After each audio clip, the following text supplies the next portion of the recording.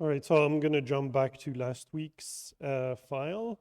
What I did is that I rolled it back to everything being about propositional equality. And then this week, we're going to see the alternative approach like properly, now that we have enough time to do it.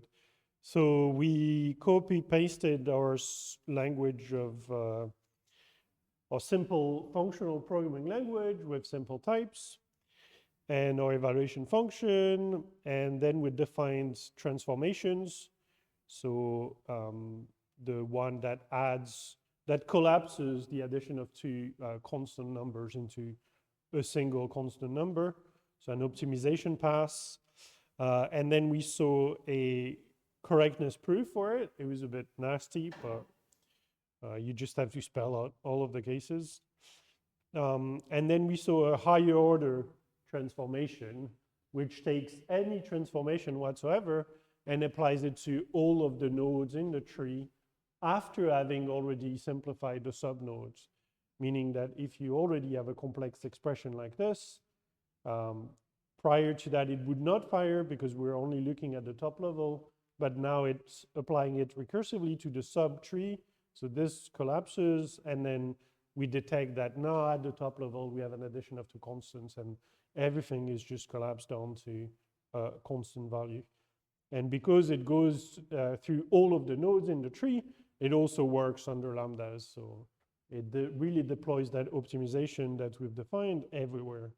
And then we're trying to prove this to be a correct, like, higher order transformation, saying if we have any transformation whatsoever known to be correct, then the depth first lifting of that transformation ought to be correct too. And we made quite a lot of, sorry about that. We made quite a lot of progress towards that goal. Let's hide this for now. When we had just data, it was true. When we had something with a constructor, we needed to appeal to the induction hypothesis because the depth first transformation was making recursive calls. And then using the correctness of the transformation, we're lifting also eventually to combine all of the reduced steps. Yeah. And it was all looking fine until... Even function application was going very nicely. That's when we're using functions. So we're saying if the functions are equal and the arguments are equal, and we get the same answer. But the killer is still... The problem was here in when proving that the correctness goes under lambdas, because the meaning of a lambda is actually a lambda in the host language, meaning that now we're talking about two functions. Okay, if I click, I jump.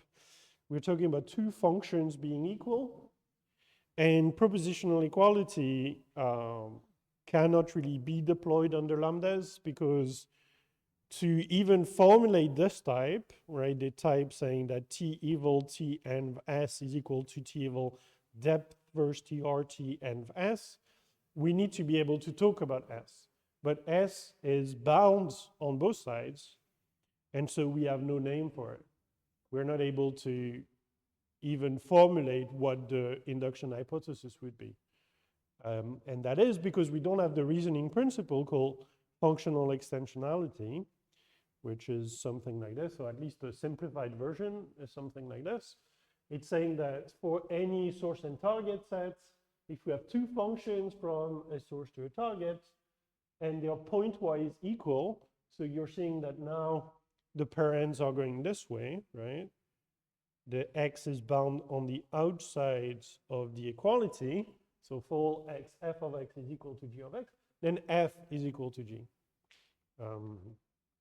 So that's not provable in standard ACTA, but there are other type theories where functional extensionality is actually provable.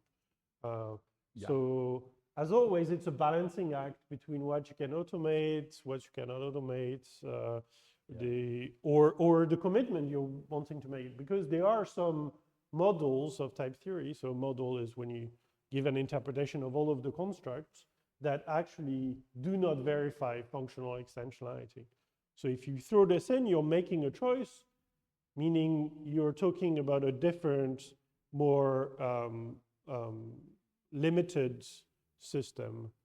But as a consequence, it's also more powerful internally because you have more reasoning principles.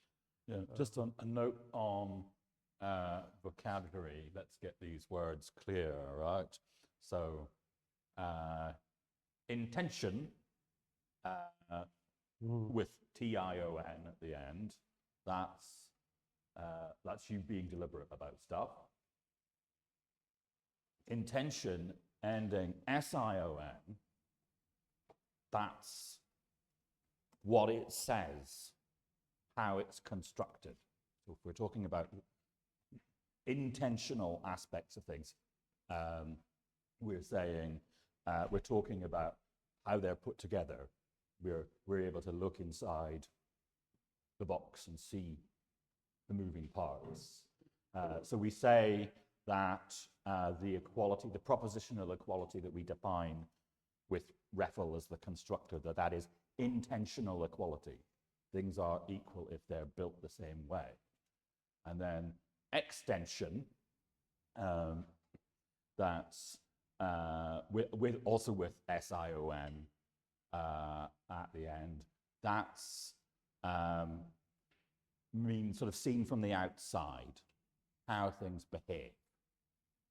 So we're saying, when we say functional extensionality, we're saying functions are equal if they behave the same, rather than functions are equal if they're implemented the same. This is exactly the thing we need here, because we're changing the implementation of the function and trying to prove that the behavior is the same. Yeah. So it's the appropriate notion of equality here. The trouble, of course, is that if you just plug this, if you just hand yourself this handy looking fact, this is just a variable, so it doesn't compute. So all of those things, in any situation where you use the proof of an equation to fix up the type of a program to transport data between equal types, and if you actually want the data, then you need that proof of equality to compute to REFL. Otherwise, that transport doesn't happen. Mm-hmm. And if instead the proof is by some variable that's thrown in, then that's just going to get stuck. So that's one risk, or one thing that goes wrong if you just lob function extensionality in as a handy fact. Yeah, so is that a good summary? Intention, deliberate, syntactic behavior. Yeah. Intention with a T, deliberate. Intention with an S, how it's built. Extension, behavioral. Yes. So maybe I should explain the syntax. So in Agda, you can always throw in new modules inside a given file. It will just nest it inside the current one, which is associated to the file you're in. And then you can give it a name if you want, in which case the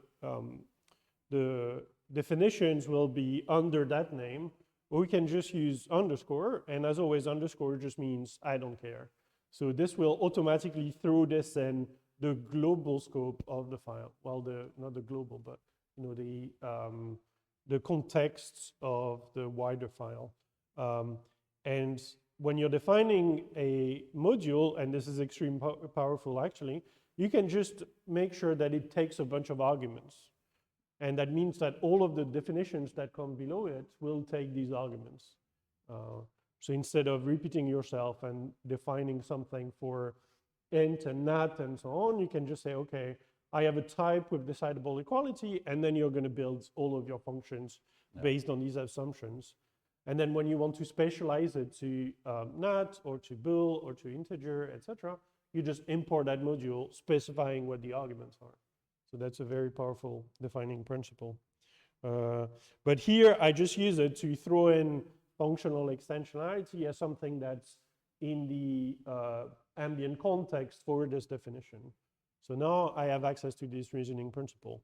Because it's not actually provable in stock ACTA, it means I will never be able to call the function unless I, again, postulate it locally. But it gives me the ability to call it and actually bridge the gap. So here, I think solving should do a lot of it. So this is just the two functions we're talking about. And now, oh, okay, that was a weird glitch. And now we can see that we are left with a goal that says, well, they're behaving the same. Whatever the input, they will deliver the same output. And this is exactly the reasoning principle we're missing. So if I bind that value, oh, I want parens here. Now I actually have something that looks like recursive, like an induction hypothesis on depth first. And that might even, yeah, it can be built automatically. So we could rescue the proof that we had last week just by postulating a new reasoning principle.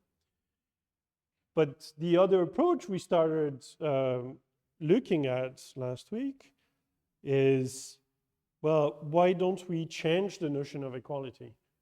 Why are we so dead set on proving that the two programs are evaluating to equal values? Because that's not actually what we care about. We already defined a notion, or maybe I should go back to week 6. We already defined a new relation, right? That we're saying, what does it mean for these two expressions to behave the same? And then we reduced it to equality under the hood. We're not saying T0 is equal to T1, right? Because that's one way to say that they behave the same, but it's extremely restrictive. When we say they're behave the same, we're saying in any environment, they evaluate to the same value, sort of. But now we're seeing that this is too restricted because this is insisting on propositional equality. Instead, we could say, well, maybe the notion of behaving the same is not uniform in the type. It depends on the type. If you have some ground data, then they're just equal, like on the nose, they look exactly the same. But if they are functions, then behaving the same is much more like taking equal inputs to equal outputs rather than just being syntactically the same. And so that's why it makes sense to generalize that notion of equivalence. Yeah. Yes. And what you see here is that even this notion that we wrote down, we didn't say T eval T0 equals T eval T1 with this equality. We already knew to cope with the environment that we needed to ask for at least that much behavioral equivalence. So yeah, this is exactly already, I mean, if we had functional extensionality, we wouldn't have needed to do this for all environments. We'd just have said T eval T0 equals T eval T1, which would have meant for all environments this is the case. But this is what we did because we don't have functional extensionality, and then it turned out to be not enough because some of our values are themselves functions. So this was, a wild time. Yeah, that's a good catch. This was a source of complete misery in the kind of history of dependent type systems until well into the noughties. And then quite a lot of progress has happened since about 2007, 2008. Right. But it hasn't really made it back to the programming languages that we are kicking around here. So, so something needs to be fixed. But this is actually pretty much what we do. We say, hang on a minute, the appropriate notion of equality is going to be directed by type. What is, the type tells us what observations we can make about stuff. And so we should look at the type to figure out what it means to be equal up to whatever you can observe. And that's what we're doing for the types in our little programming language. We're building the appropriate notion of observational equality. Right, so here we are only looking at evaluation, so setup is simpler somewhat. We'll see that it's still a bit hairy. But for the fully general case where we actually spell out the reduction relation, describing what kind of moves the reduction machine is allowed to make on our language, and then showing that no matter which path you're taking in the reduction graph, you're always going to end, first of all, that's already a big result, and you're always going to end on the same answer, which is reassuring. It means that no matter how your compiler is implemented, as long as it respects your intended semantics, you're going to get the same value. You can look at this paper. But just to tell you again that this is not coming out of nowhere. Right? This is actually standard stuff. Yeah. It's also just historically important to notice that the first version of the system we are using, namely AGDA, was implemented by Katerina Kolkona. So it made an immense contribution. Right, so again, it's a definition, so there are lots of moving parts. We could do different things, right? Here, we could insist on matching on these things and returning either top or bottom. We just use syntactic equality because it's going to be equivalent and it's less work for us because it already comes with reasoning principles. The same for natural numbers. We could decide to look at them and only agree when through computation we go all the way to 0 equals 0. That would be extra work for us also. For functions, we could say, we actually talked about this last week, right? We could take a single value and then say that this results should be similar. But then we anticipate that we would have an issue in the application case. Because if you're thinking about the application case, right, you're evaluating a function and its optimization. You know that they are similar. And then you're evaluating an argument and its optimization, and you know that they are similar. So what do you do then to conclude that the application of the function to the argument is similar to the optimization of the application of the function to the argument? Suddenly the two arguments are distinct. So to actually be able to go through that proof, you will need the ability to say, well, it doesn't matter what the arguments are, as long as they are similar, I will get similar outputs.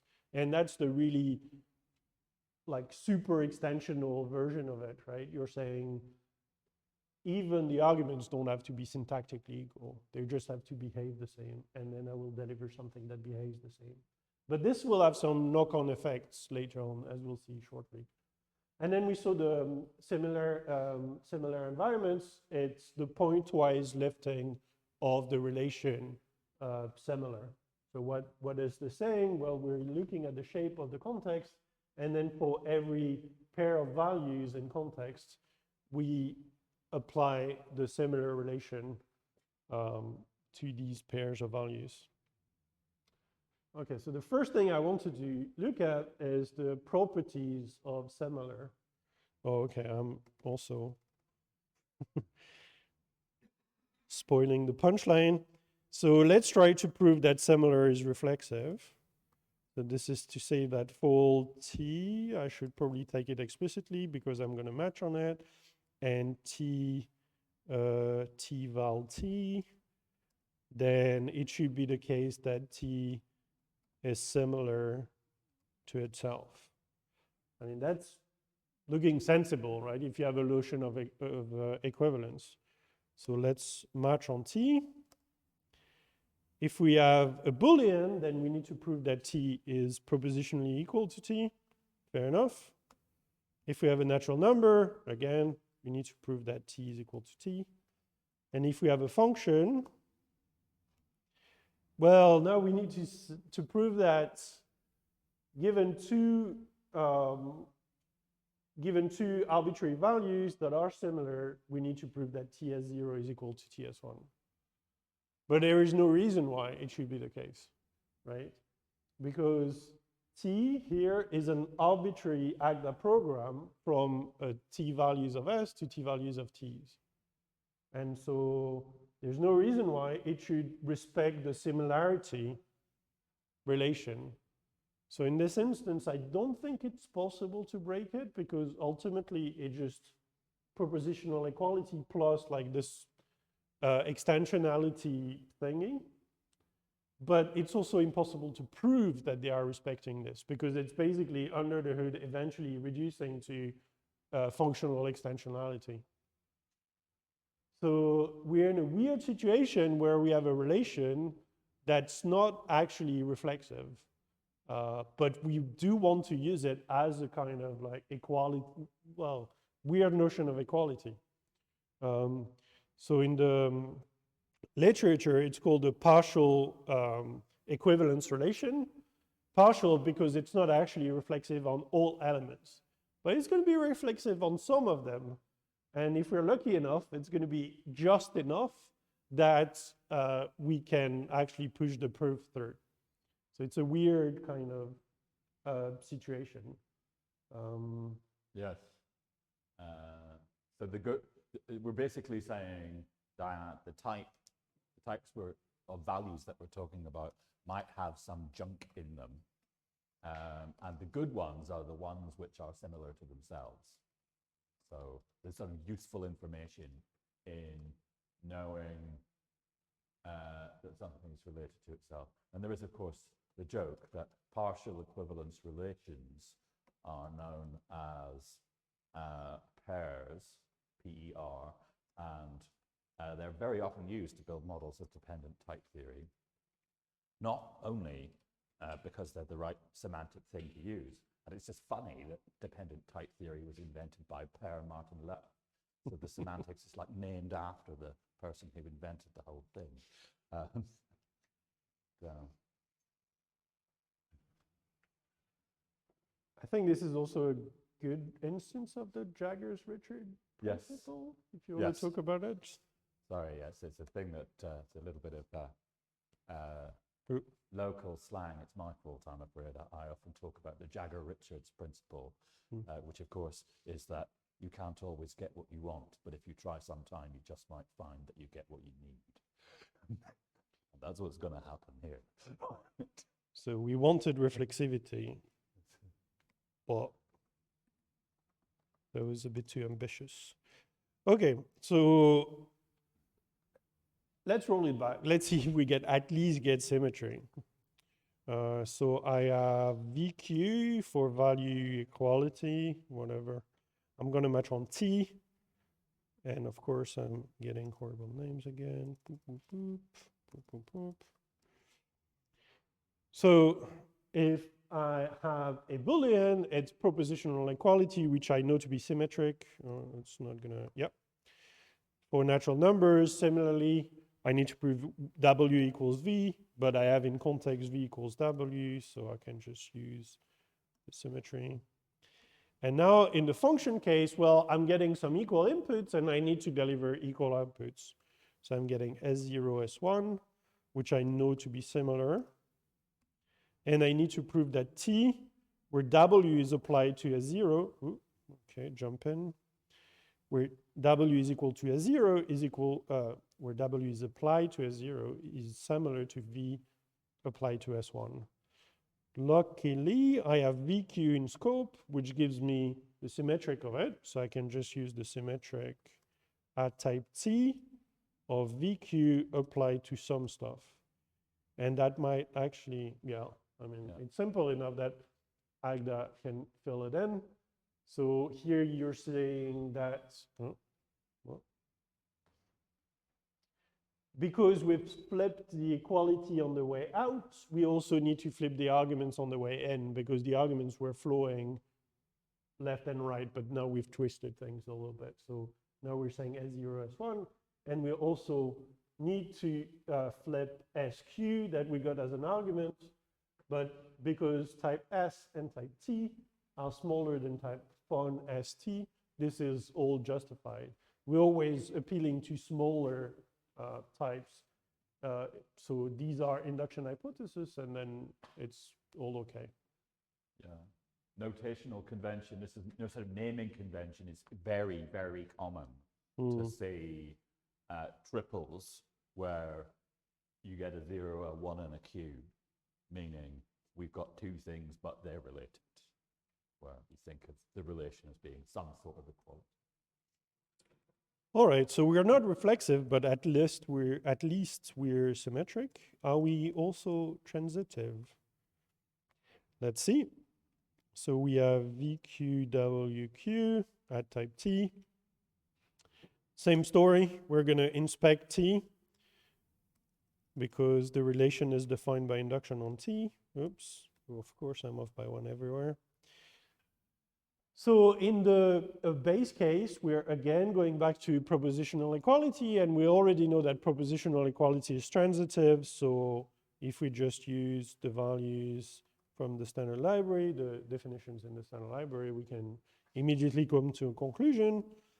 In this instance, it's going to be a bit trickier. So we get our arguments, S0, S1, SQ, and then we can start thinking. If I were you, I'd call them S0, S2. Well, is there going to be an S2? That's how we're going to come up with an S2, right? That's kind of strange. So we have two assumptions in scope. We know that we can go, okay, decided to call them S2, but we can go from V to W and from W to Z. And we want to go from B to Z. So that looks to me like a recursive call or an induction hypothesis call to transitive T. And then here we need to prove that V applied to S0 is similar to something. And we have this proof that if it keeps rolling back down, V is always similar to W if they are applied to similar values. And I know that S0 is similar to S1, so I can just take that step. Let's do VQ, S0, S1, SQ. All right. So we've taken a step, and now we're in danger. So we need to prove that we can move from WS1 to ZS1 because we've reached the end in terms of arguments, right? We moved to S0 to S1, but we haven't quite reached the end yet in terms of function. So we need to take that step. But the only thing we have in scope is the fact that S0 is similar to S1. We don't know about S1 being similar to itself. And if we have two similar inputs, we can go from W to Z applied to these respective inputs. So our only hope is to be able to prove that S1 is similar to itself. Yes, you need to use WQ here, and then... Yes, WQ. So let's refine, solve. Right, and now, oh no, we need, it looks like we need similarity to be reflexive, so we're in trouble, except that this S1 is not something we know absolutely nothing about. And of course, the punchline is right below it. It's sitting there. Yeah. Embarrassing, but Yes. The idea is that once you know that a value is similar to any other whatsoever, it tells you something about it being well behaved. And so as a consequence, if it's related to anything else, it's related to itself. So it's not true that reflexivity holds in general. Sometimes you just cannot prove it. But if you can take one step to someone else, then you can always come back to yourself. So we're going to prove this mutually with transitivity. Right, because we're going to need... So this is another thing I should maybe mention. So to define things mutually, you can just declare both of them, or like all 26 of them if you have a lot of definitions that need to be mutual. And then you give their definitions in turn. And if they're all like calling smaller arguments everywhere and everything type checks and so on, then it's a fine like definition principle. So in particular, we are about to use reflective R at type X. Mm-hmm. And then it's on S1 because we want to prove that S1 is equal SQ, to... right. Oh, yeah. right? The value arguments are silent. Yeah. Okay. So what is this saying? It's saying that if V is similar to W, then W is similar to itself. You can see just, what Agda's going to do is it's going to say, I can see that to do transitive at a function type S to T, I'm going to do transitive at T, and I'm going to do reflexive R at S. And those are both smaller than fun ST. So far, everything is getting smaller. Yeah. Right. So this, just like every time, we're proving it by induction on the type. Use that. What? You just use transitivity. Have I lost the plot? Right. You want to use transitivity at type T? Oh yeah, I suppose you can. Transitive T. Oh. And then we're gonna symmetric of TQ, for type T. And TQ itself. Hang on, you've done something weird. Oh. Yeah. Your fingers have missed. Yeah. Yeah. Yep. So that's cool. Right. So you notice what we're going to check. Actually, it'd just be useful if you alpha converted this to be up by S's instead of T's, and then it becomes slightly clearer.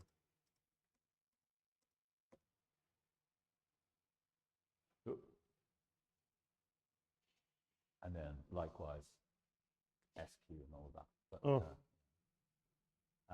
just so that we could see, yes, so you can see that transitive for fun ST is using reflexive for S, which is using transitive for S.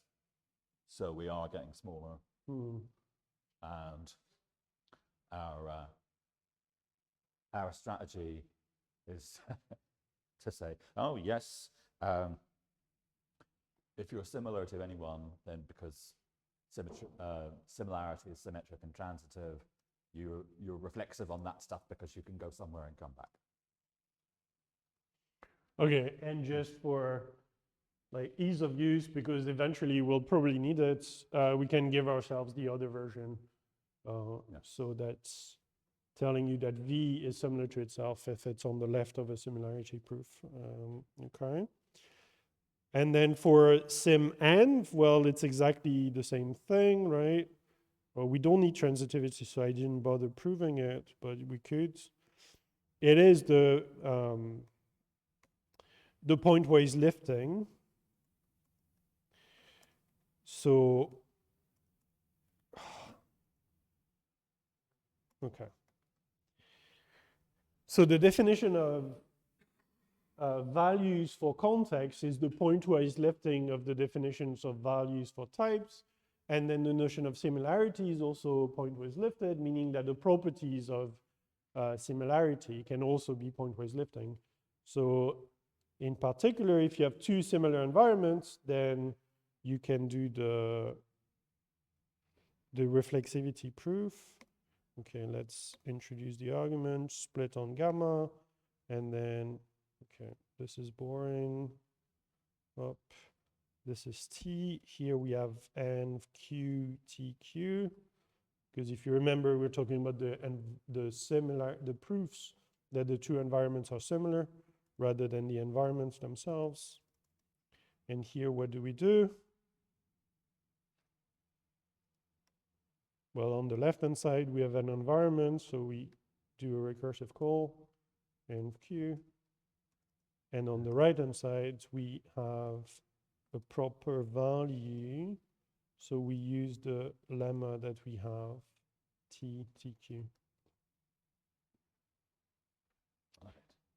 And then the same is true for symmetrics.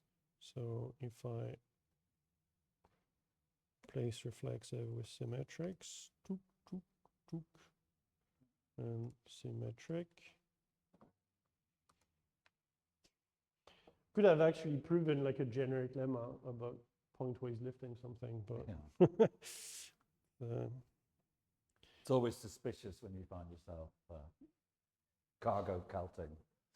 Yeah. that there's something more general going on. All right. Yeah. Good. All right. So now that we know that our relations are somewhat well behaved, we can introduce what it means for two typed expressions to be semantically equivalent. And again, because we don't have functional extensionality, we're going to say explicitly it's whenever you have two environments that are similar, meaning that the values inside are pointwise similar, then the results of computing with either one will be similar. Okay. So, yeah, maybe I can do this. So now we know some of the properties of similar, right? So we can deduce some properties of that equivalence relation. And in particular, we can ask, is it reflexive? We know that similar is not reflexive, but here we're not talking about arbitrary alpha functions from t-val s to t-val t or something, right? We're talking about the functions that were obtained by evaluating a syntactic piece of data. So that means we actually know how we came to that value. It's by looking at this t0 and this t1 here. So in particular, we might actually have some hope to prove that this relation is reflexive, because when we're stuck proving that two functions are equal, well, we can actually look at their codes. This is a representation of the code of the function, right? And we can perform induction on it. Yes. So we're really hoping, if we're thinking that the values where reflexivity holds are the sensible ones, we want to make sure that whenever we interpret a program, we interpret it as something sensible. I mean, otherwise, a little bit of help has broken loose.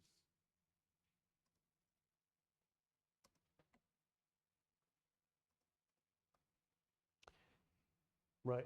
So, I mean, let's try to do it. We get a lot of stuff. Should I make the environments implicit? Because in the proofs we've seen before, we never actually match on them. And they're sort of forced by the sim and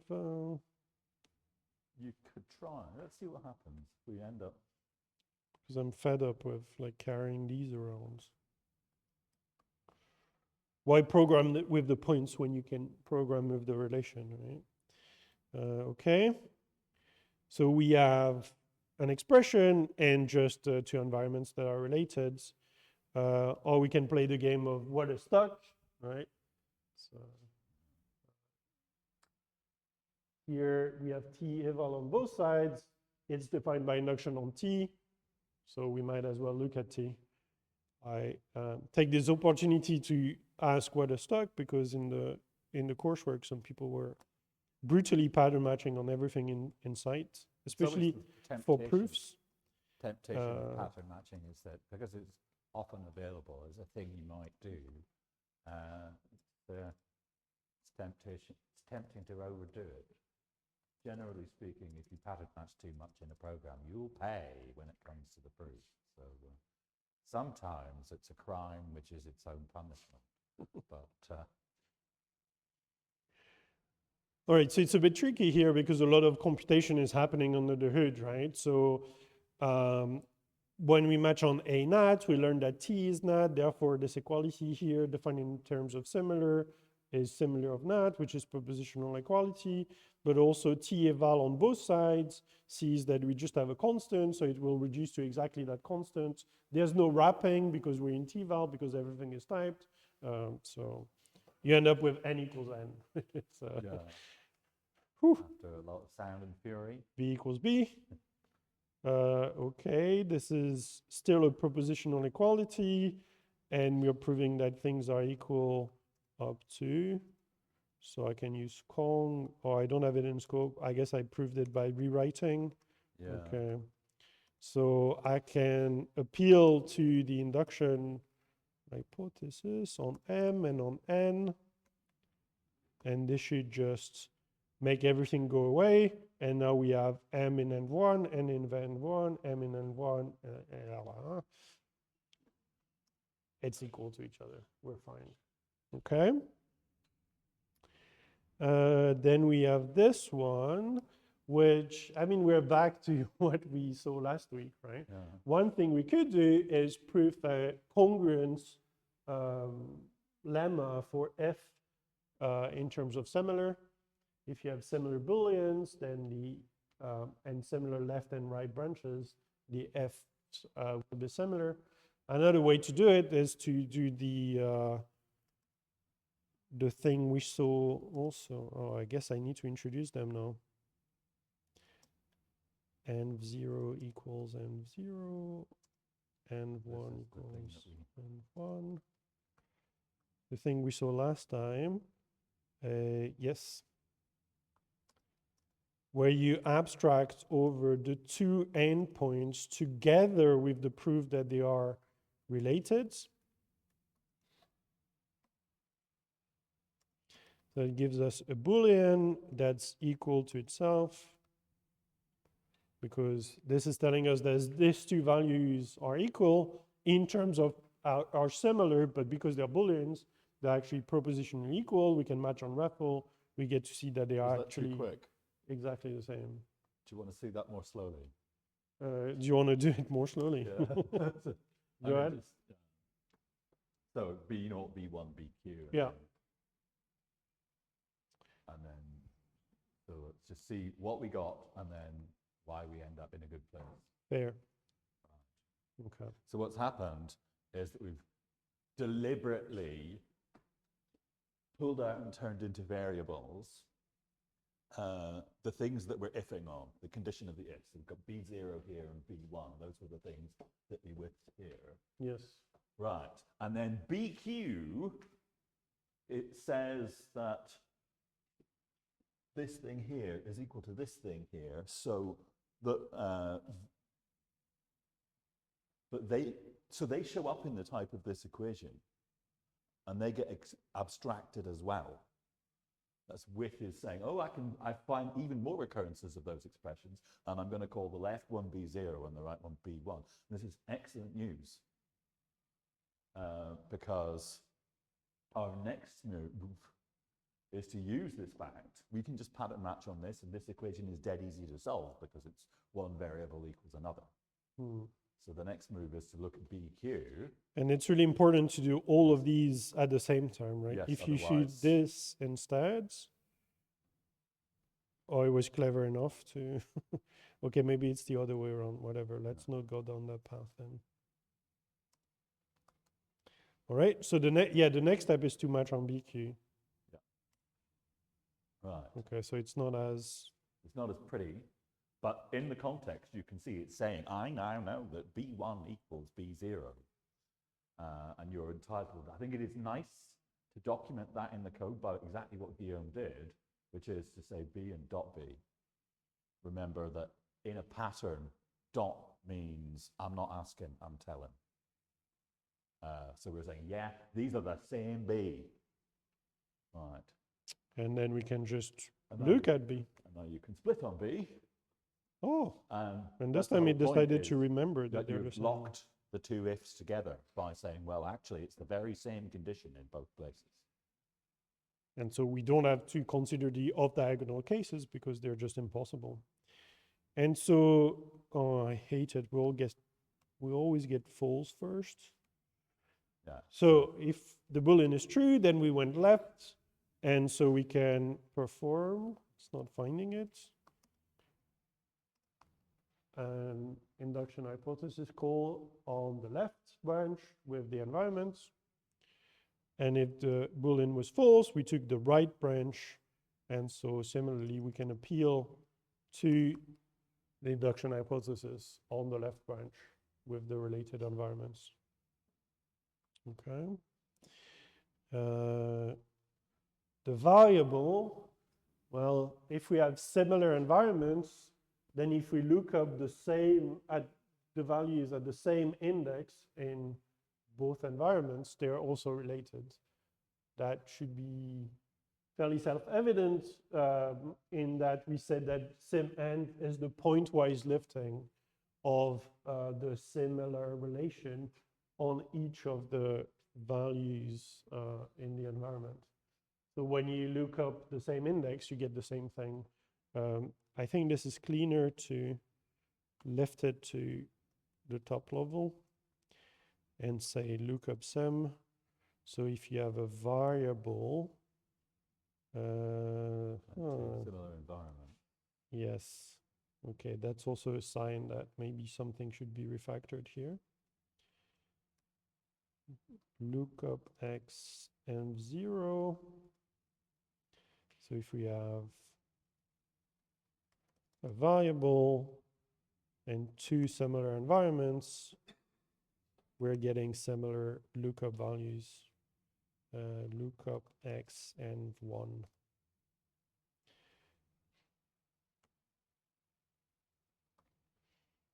X and q.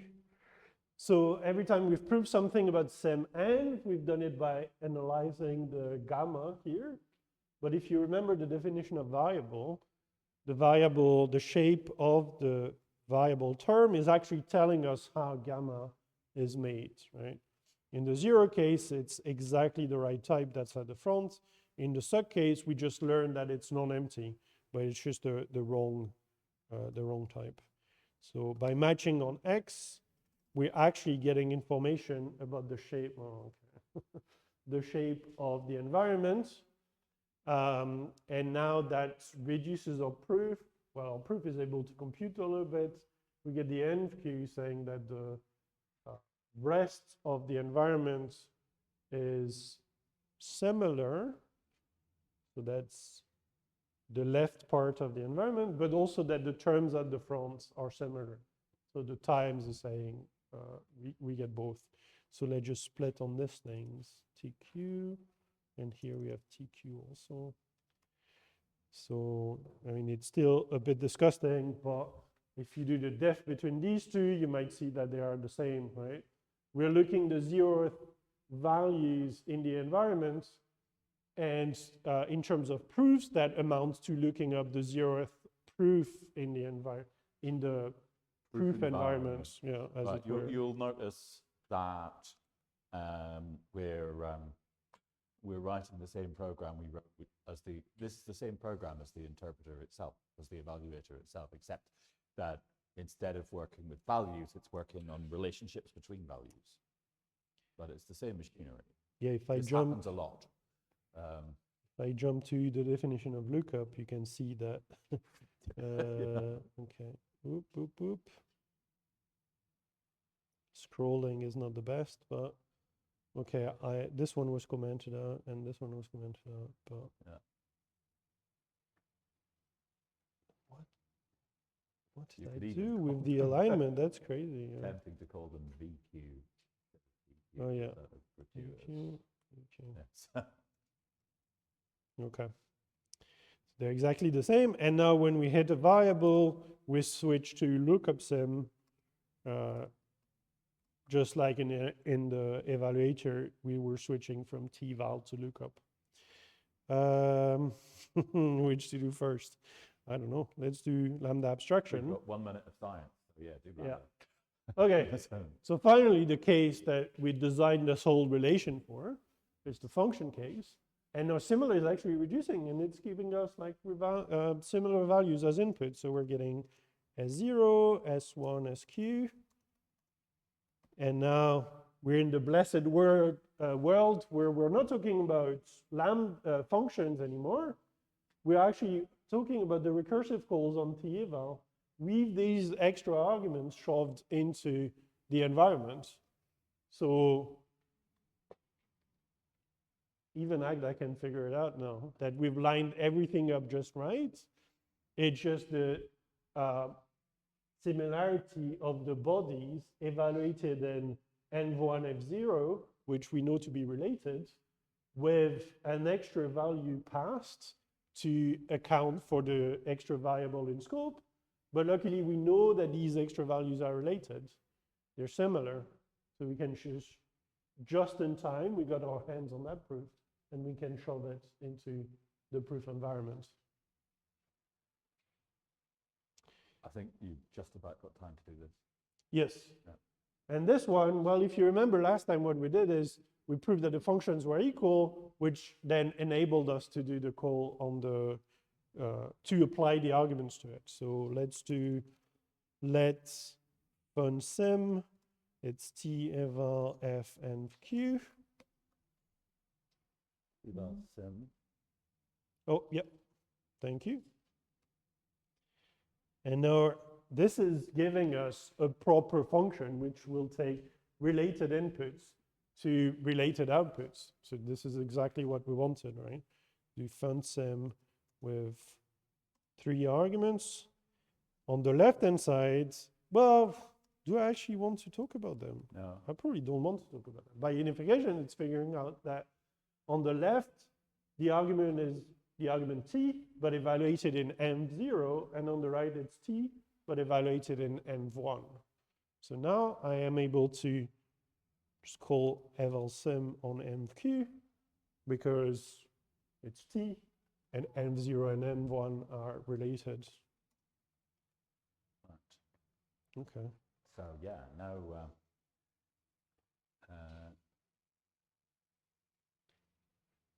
so we are not quite yet at the place we wanted to be, right? What we wanted to do, if you remember, is to prove that the transformations were correct.